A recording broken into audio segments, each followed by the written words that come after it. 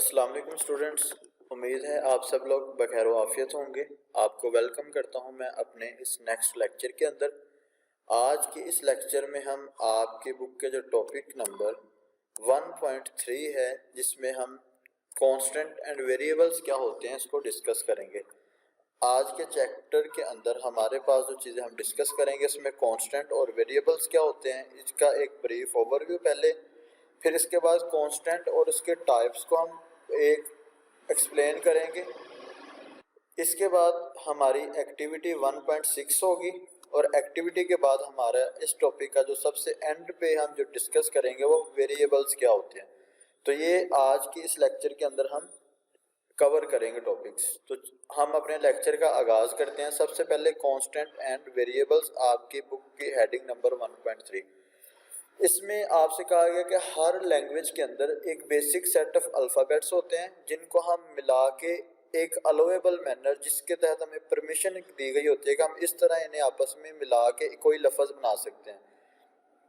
Alphabets क्या होते हैं? हमारे पास डिफरेंट टाइप्स ऑफ अल्फ़ाबेट्स होते हैं, जैसा कि सबसे पहले अल्फ़ाबेट्स, फिर अल्फ़ाबेट्स में आपको पता है क्या होता है। अल्फ़ाबेट्स में ए से लेके जी तक हमारी ABC होती है।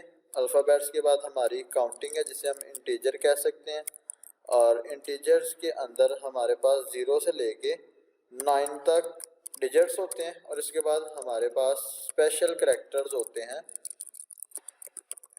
जिनको जो हमारे पास कौन से सिंबल्स होते हैं, ये हमारे पास इस तरह के सिंबल्स होते हैं जो हमारे कीबोर्ड के ऊपर मौजूद होते हैं। ये @ हैश, साइन ऑफ एक्सक्लेमेशन, ये सारे सिंबल्स को हम स्पेशल करैक्टर्स कहते हैं।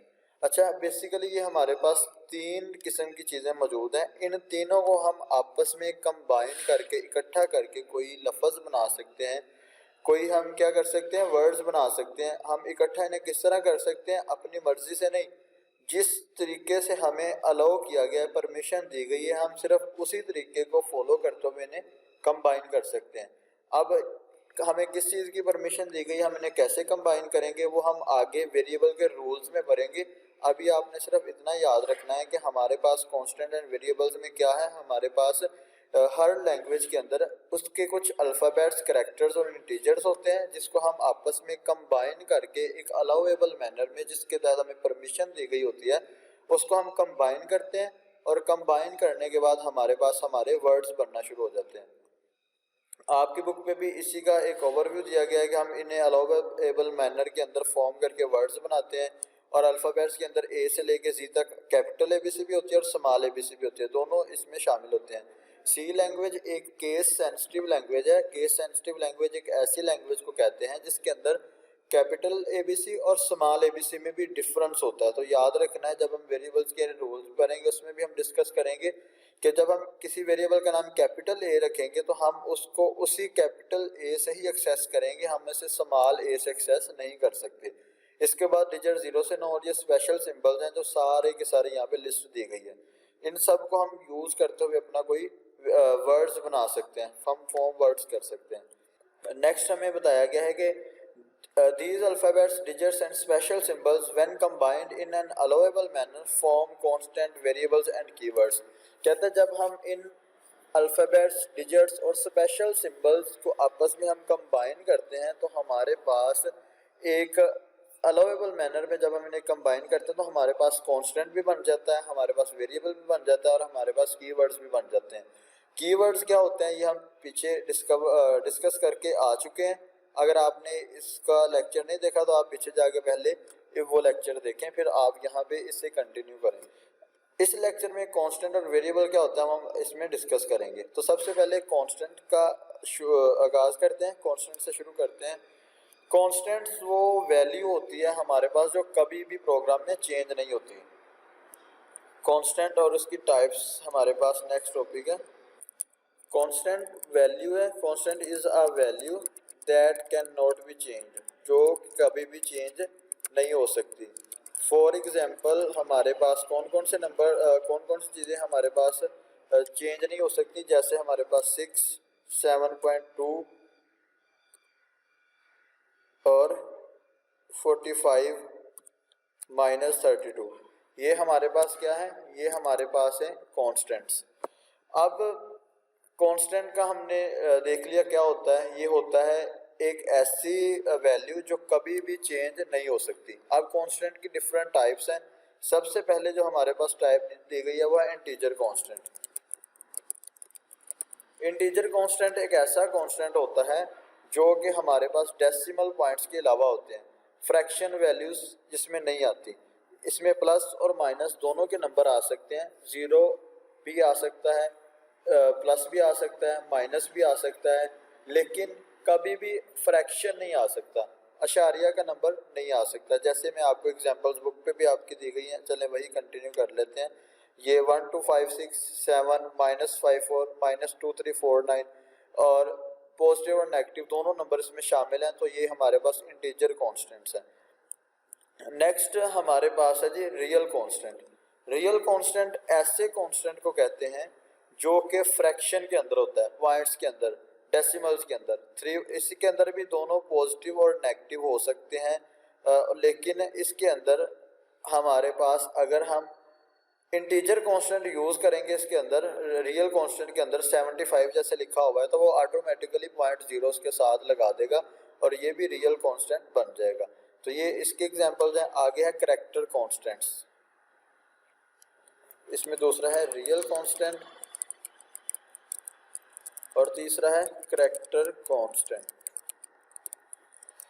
अब तीनों हमने कांस्टेंट डिस्कस किए हैं, दो डिस्कस कर लिए हैं, ये तीसरा है हमारा करैक्टर कांस्टेंट। करैक्टर कांस्टेंट में हमें बताया गया है कि any single small case letter, कोई भी सिंगल, हमने अल्फ़ाबेट में देखा ना, कैपिटल अल्फ़ाबेट्स भी हैं, स्मॉल अल्फ़ाबेट्स में, तो कहता है आपके पास स्मॉल अल्फ़ाबेट्स या कैपिटल अल्फ़ाबेट्स दोनों, या डिजिट्स गिनती के नंबर, या कोई सिंबल, सब को अगर हम किसी भी एक सिंबल को एक सिंगल कोटेशन में इनक्लोज कर दें, बंद कर दें, तो वो हमारे पास बन जाता है एक करैक्टर कांस्टेंट। मिसाल के तौर पे आपकी बुक पे ये एग्जांपल्स दी गई हैं, तो मैं यहाँ पे एक एग्जांपल आपको देता हूँ। ये एक्स सिंगल कोटेशन में बंद करेंगे, ये हमारे पास बन जाएगा एक करैक्टर कांस्टेंट। यहाँ पे मैं एक कैपिटल एक्स को स्मॉल कोटेशन में बंद करता हूँ, तो ये और ये दोनों एक डिफरेंट कॉन्स्टेंट्स हैं, सेम नहीं है। इसके बाद मैं लिखता हूँ जी 9 8 लिख देते हैं, चलें 8, तो ये मेरे पास 8 भी है एक कांस्टेंट, करैक्टर कांस्टेंट। ये मेरे पास है करैक्टर कांस्टेंट्स। जब हम करैक्टर कांस्टेंट्स लेते हैं ना, तो ये हमारे जैसे आप कह सकते हैं कि ये करैक्टर है तो इसमें ये गिनती का डिजिट क्यों आया, तो हम सिंगल कोटेशन में किसी चीज़ को भी इनक्लोज करेंगे तो वो एक करैक्टर के तौर पे कंसीडर होगा, चाहे वो इस तरह के ये सिंबल ही क्यों ना है। सिर्फ याद रखना है ओनली वन सिंबल, एक सिंबल एक करैक्टर एक डिजिट ले सकते हैं, एक से ज़्यादा नहीं ले सकते। एक से ज़्यादा लेंगे तो वो सिर्फ फर्स्ट करैक्टर को कंसीडर करेगा, बाकी को इग्नोर कर देगा। तो जब हम एक आम डिजिट्स लेते हैं, जैसे इंटीजर कांस्टेंट्स है, इसके अंदर मैं लिखूंगा 8 + 9, तो मेरा आंसर आएगा 17 जब मैं प्रोग्रामिंग में से लिखूंगा। लेकिन अगर मैं करैक्टर कांस्टेंट्स के अंदर यहाँ पे मैं 8 इसको सिंगल कोटेशन में बंद करके 5 प्लस सिंगल कोटेशन में 6 करता हूँ, तो मेरे पास जो आंसर आएगा वो 11 नहीं आएगा। क्यों? क्योंकि ये इंटीजर्स नहीं है, ये करैक्टर्स हैं, ये इनकी आस्की कोड आपस में प्लस होकर वो आंसर शो होगा। तो अभी तक उम्मीद है आपको ये तीनों चीज़ें समझ आ गई होंगी। कांस्टेंट कितने टाइप्स के होते हैं? 3 टाइप्स के, इंटीजर, रियल और करैक्टर। इंटीजर के अंदर एक फ्रैक्शन के बगैर इंटीजर्स आते हैं, रियल के अंदर फ्रैक्शन वाले इंटीजर्स आते हैं, और करैक्टर के अंदर हमारे पास इंटीजर, करैक्टर या डिजिट्स कुछ भी आ सकता है, सिंगल कोटेशन के अंदर स्पेशल सिंबल्स भी आ सकती हैं। तो ये हमारे पास जी 3 कंप्लीट हो गए हमारे टाइप्स ऑफ करैक्टर्स। आगे एक इम्पोर्टेंट टिप दी गई है, ये मैं आपको पहले बता चुका हूँ। इसने कहा है कि a digit used as a character constant like I for example 9 is different from digit used as integer constant 9। अगर हमने इंटीजर में डिक्लेयर किया 9 और करैक्टर में सिंगल कोटेशन में इनक्लोज करके 9 डिक्लेयर किया, तो ये दोनों सेम नहीं है, इनमें डिफरेंस है। हम दो इंटीजर कांस्टेंट्स को आपस में ऐड कर सकते हैं, जैसे 9 + 8, तो ऑब्वियसली इसका आंसर 17 आएगा। लेकिन हम दो करेक्टर्स को आपस में ऐड नहीं कर सकते। हम अगर सिंगल कोटेशन में क्लोज करके यही 9+8 ऐड करेंगे तो हमारा आंसर 17 नहीं आएगा। अब आगे है हमारे पास कि एक्टिविटी 1.6 कि identify the type of constants for each of the following values. In values को आपने आइडेंटिफाई करना है कि कौन सी वैल्यू किस कांस्टेंट के अंडर आती है। जैसे ये 12 है, इसमें फ्रैक्शन नहीं है, इसके अंदर सिंगल कोटेशन नहीं है, तो ये हमारे पास कौन सी वैल्यू होगी जो सबसे पहले हमने भरी है, इंटीजर कांस्टेंट। इसके बाद ये फ्रैक्शन है तो ये रियल है, ये स्टेरिक है तो ये हमारे पास कौन सा होगा, लास्ट वाला करेक्टर कांस्टेंट। तो ये हमारे पास एक्टिविटी 1.6 है। इस तरह आपने कंप्लीट करना है। माइनस की वैल्यू आ गई है फ्रैक्शन के अंदर, तो ये भी हमारे रियल के अंदर ही हम कवर करके आए हैं। ये 40.0 भी हमारे पास रियल में ही आएगा। तो ये सारे आपने इसको कंप्लीट करना है। आज के इस टॉपिक का, आज के इस लेक्चर का आखिरी टॉपिक जो हमारा है वो है वेरिएबल। वेरिएबल क्या होता है? कहता है variable is actually a name given to a memory location. हमारे कंप्यूटर में जब हम प्रोग्रामिंग करते हैं तो हम बहुत सारे वेरिएबल्स को डिक्लेयर करते हैं। अपनी ज़रूरत के मुताबिक प्रोग्राम में जितने वेरिएबल्स चाहिए उन्हें हम डिक्लेयर करते हैं। जैसे हम कोई वेरिएबल डिक्लेयर करते हैं तो हमारे कंप्यूटर की मेमोरी के अंदर जितने वो साइज का वेरिएबल होता है उतने साइज की एक मेमोरी ब्लॉक बन जाता है और उस मेमोरी ब्लॉक का नाम, उस वेरिएबल का नाम रख दिया जाता है। वेरिएबल वैल्यू ऐसी वैल्यू होती है जो प्रोग्राम की एग्जीक्यूशन के दौरान कभी भी चेंज हो सकती है, जबकि कांस्टेंट हम भर के आए हैं कभी भी चेंज नहीं होता। तो वेरिएबल में हम आगे डिस्कस करने से पहले यहाँ पे साथ अपना नोट्स लिखिए। एक्टिविटी 1.6 हम कंप्लीट करके आ गए हैं। तो वेरिएबल्स के अंदर हमारे पास क्या होता है, वेरिएबल के अंदर a value that can be change during the execution of a program. Program के एग्जीक्यूशन के दौरान अगर कोई वैल्यू चेंज हो सकती है तो वो हमारे पास वेरिएबल कहलाता है। अब इसके पास होता कुछ यूं है कि हम जब एक वेरिएबल डिक्लेयर करते हैं, लेट्स सपोज मैंने एक वेरिएबल डिक्लेयर करना है ए, एक बी, एक सी, एक डी, ये 4 वेरिएबल डिक्लेयर करने हैं। तो सबसे पहले मुझे इनकी डाटा टाइप भी बतानी पड़ेगी। डाटा टाइप अगला टॉपिक है, वो हम उसमें डिस्कस करेंगे। अभी आपने इसे ऐसे ही देखना है, इसे समझने की कोशिश करनी है कि हमें आपको क्या बता रहा हूँ। डाटा टाइप हम अगले टॉपिक में, अगले लेक्चर में इंशाल्लाह कवर करेंगे। तो जैसे ही मैं 4 वेरिएबल्स के नाम लिखूंगा ना, तो 4 वेरिएबल्स के मेरे पास एक मेमोरी क्रिएट हो जाएगी मेरे कंप्यूटर के अंदर इस तरह से। जैसे मैं यहाँ पे जी 4 वेरिएबल्स को लेता हूँ, 4, तो हर एक वेरिएबल की मेमोरी के अंदर जो मेरी मेमोरी होगी, ये फर्स्ट मेमोरी लोकेशन, ये सेकंड, ये थर्ड, ये फोर्थ, हर मेमोरी लोकेशन का नाम उस वेरिएबल का नाम होगा जो मैंने डिक्लेयर किया होगा। इसका नाम ए होगा, इसका नाम बी होगा और इसका नाम बी, मैं कैपिटल बी नहीं लिख सकता, मैं स्मॉल बी लिखूंगा क्योंकि ऊपर मैंने स्मॉल बी लिया। अभी मैं आपको बता गया थोड़ी देर पहले कि ये केस सेंसिटिव है। आगे है मेरे पास जी सी और इसके बाद मेरे पास है जी लास्ट वेरिएबल डी। इस तरह मेरे पास मेमोरी लोकेशन क्रिएट हो जाती है। और जब मैं इन वेरिएबल्स को कोई वैल्यू असाइन करूंगा, जैसे मैं ए को असाइन करूंगा 5, बी को असाइन कर दूंगा 3 और सी को असाइन कर देता हूं मैं 2 एंड लास्ट वन डी को असाइन कर देता हूं मैं 1। तो इन वेरिएबल की मेमोरी लोकेशंस के अंदर वो वैल्यूज आ जाएंगी। ए के अंदर 5 आ जाएगा, बी के अंदर 3 आ जाएगा, सी के अंदर 2 आ जाएगा और डी के अंदर 1 आ जाएगा। इस तरह जब हम वेरिएबल को वैल्यू साइन करेंगे तो इनकी मेमोरी लोकेशन में वो वैल्यू सेव हो जाएगी। इसके बाद इसे वेरिएबल इसलिए कहते हैं कि अगर प्रोग्राम की एग्जीक्यूशन के दौरान मैं वेरिएबल की वैल्यू चेंज करता हूं तो ये वैल्यू चेंज हो जाती है। जैसे मैं अगर लिखता हूं a is equal to B plus C, पहले a की वैल्यू कितनी थी, पहले a की वैल्यू थी 5, लेकिन अब यहाँ पे a की वैल्यू कितनी हो जाएगी, अब यहाँ पे a की वैल्यू हो जाएगी 3 + 2, वो भी 5 है। तो मैं यहाँ पे करता हूँ b + c + d, 3 चीज़ों को जमा कर देता हूँ। तो अब ये वैल्यू हो जाएगी 6। तो ए के अंदर मेरे पास आंसर आ जाएगा 6। ये मेरी पुरानी वैल्यू को ओवरराइड कर देगा। इसे जैसे ही एग्जीक्यूशन के दौरान नई वैल्यू मिलेगी तो ये पुरानी वैल्यू को ओवरराइड कर देता है नई वैल्यू के साथ। तो इसलिए इसे वेरिएबल कहते हैं कि इसकी जो हमारे पास मेमोरी लोकेशन फिक्स होने के बाद वैल्यू ड्यूरिंग एग्जीक्यूशन चेंज होती रहती है जब हम चेंज करते हैं। तो यहाँ पे ये बताया कि हमें कि as a variable is actually a name given to a memory location. ये मैंने भी आपको बताया, ये नेम है वेरिएबल के, ये मेमोरी लोकेशन हैं इस तरह से।